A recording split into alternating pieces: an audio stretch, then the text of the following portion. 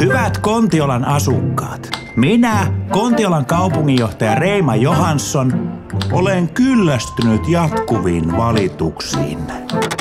Valitatte kaupunginjohtajanne rahan käytöstä, vaikka itse ette ole valmiit säästämään mistään. Te valitatte katuvalaistuksesta. Katuvalojen pitäisi teidän mielestänne olla päällä myös yöllä, vaikka jokainen kunnon kaupunkilainen on siihen vuorokauden aikaan omassa sängyssään keräämässä voimia tulevaa työpäivää varten. Te Kontiolan vetelät asukkaat jaksatte myös vuodesta toiseen valittaa siitä, ettei Kontiolan katuja aurata talvella.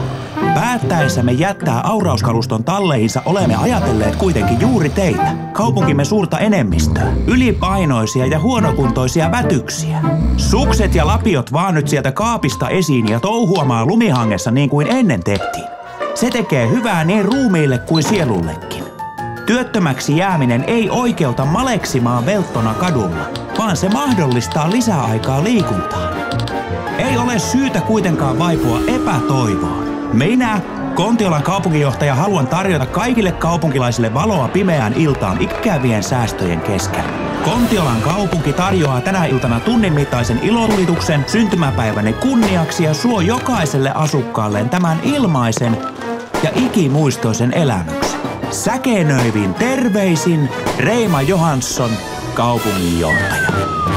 Räävittömän Kontiolasta kajahtaa kuunnelman kaupunginjohtaja vauhdissa nyt myös Jari Järvelän kirjassa Minä, kaupunginjohtaja.